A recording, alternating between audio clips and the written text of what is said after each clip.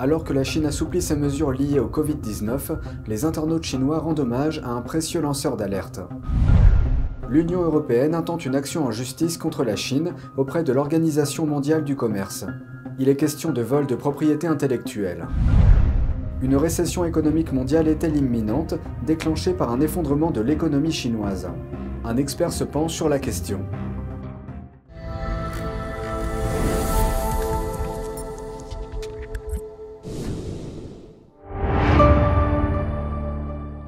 Bienvenue dans Regard sur la Chine. Avant de commencer, je vous informe que le programme Regard sur la Chine sera diffusé sur la nouvelle chaîne Regard sur la Chine NTD à partir de janvier. Je vous invite à cliquer dès maintenant sur le lien en dessous de cette vidéo pour vous abonner. En effet, suite aux élections américaines de 2021, notre chaîne NTD français s'est vue retirer sa monétisation sur YouTube. En d'autres termes, nous ne bénéficions d'aucun revenu depuis cette période. Pour que nous puissions continuer à vous informer dans de bonnes conditions, vous pouvez nous soutenir en vous abonnant et en partageant le lien de la nouvelle chaîne. Merci pour votre attention et j'espère vous retrouver très vite sur la nouvelle chaîne de Regard sur la Chine. L'Union européenne a entamé une action en justice dans deux affaires contre la Chine auprès de l'Organisation mondiale du commerce ou OMC. L'une d'entre elles est liée à l'interdiction d'importation de produits lituaniens par la Chine, l'autre à la contrainte exercée par Pékin sur les détenteurs de brevets lorsqu'ils veulent protéger leurs innovations. Les pourparlers avec la Chine sur ces deux questions n'ont pas donné de résultats dans le passé. Le vice-président de la Commission européenne a qualifié ces deux cas d'importance systémique. L'Union européenne estime que la Chine a réduit de 80% le commerce avec la Lituanie, un pays membre de l'UE, cette année. Le conflit a commencé l'année dernière lorsque la Lituanie a autorisé Taïwan à ouvrir une ambassade de facto dans sa capitale, et a utilisé le terme Taïwan dans le nom officiel de l'institution.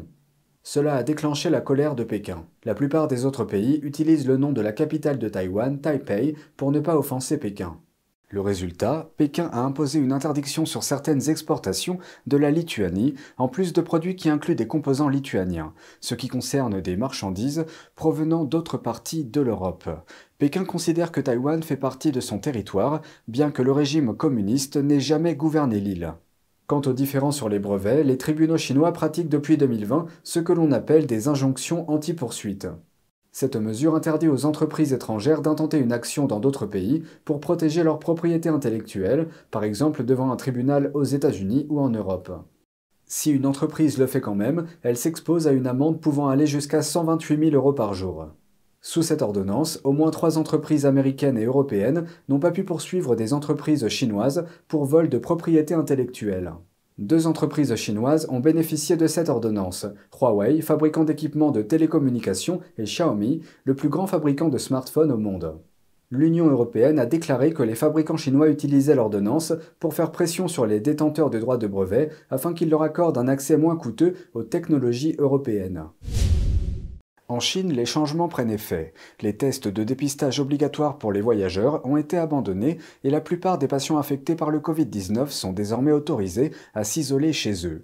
Certains embrassent naturellement ces nouvelles libertés. Mais pour d'autres, les habitudes prises pendant des mois de confinement s'avèrent difficiles à perdre. Voici la suite. Jeudi soir, le calme régnait dans ce marché nocturne réputé de Wuhan.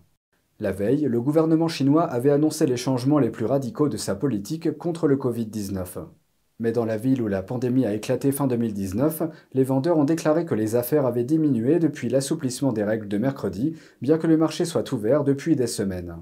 Ce qui laisse penser que les inquiétudes liées au coronavirus risquent d'entraver le retour rapide à la santé de la deuxième plus grande économie du monde.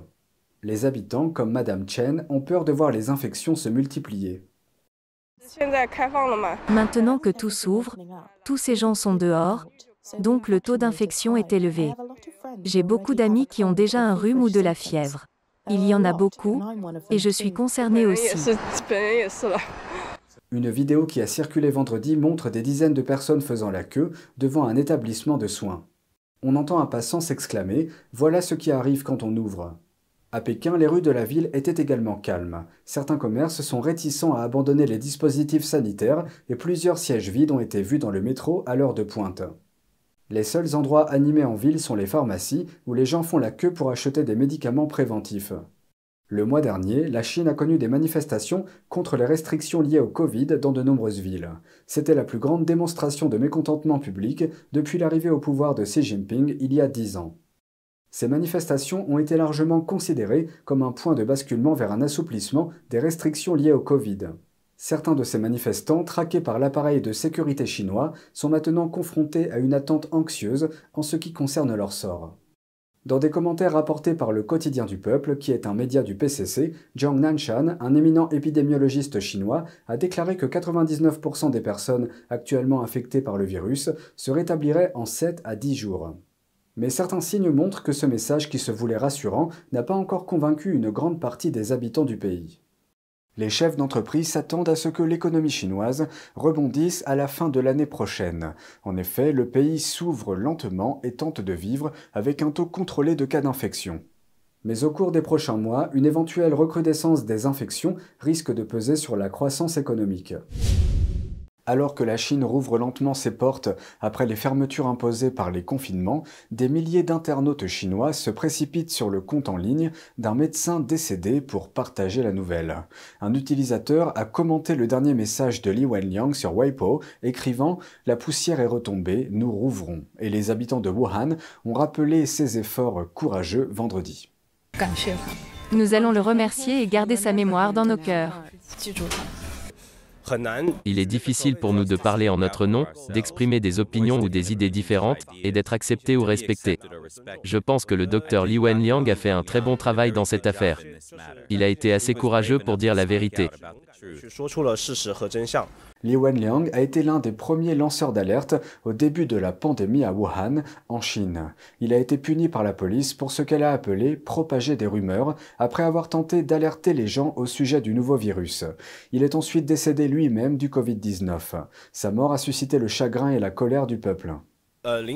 Les autorités, sur la base de certaines considérations politiques, ont préféré ne pas rendre publique la situation de l'épidémie. Lorsque la colère a atteint un sommet en Chine, Li a été honoré comme un héros par le Parti communiste chinois. Mais cette tentative d'apaisement du public n'a pas empêché les gens d'accuser le PCC à la fois d'avoir minimisé la situation et d'avoir dissimulé la propagation du virus. À ce jour, des millions de personnes sont mortes du Covid-19 dans le monde. Un assouplissement des règles sanitaires, des manifestations dans tout le pays, des expressions de dissidence jamais vues depuis des années. Mais où va vraiment la Chine? L'équipe de NTD s'est entretenue avec Grégory Copley, président de l'Association internationale des études stratégiques, pour connaître son point de vue.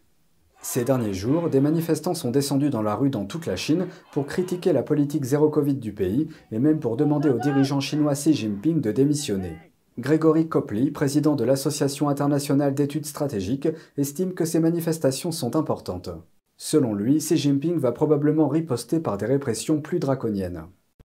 Je pense que nous sommes à un point de rupture très proche.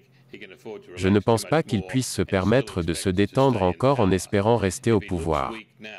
S'il semble faible maintenant, l'APL elle-même le considérera peut-être comme n'étant pas assez crédible pour être son leader. Ce que Xi a réussi à faire, cependant, c'est de s'assurer qu'il n'y ait, dans l'immédiat, pas beaucoup d'alternatives visibles. Donc, soit Xi revient et réprime, soit l'ensemble devient chaotique et sur le point de s'effondrer.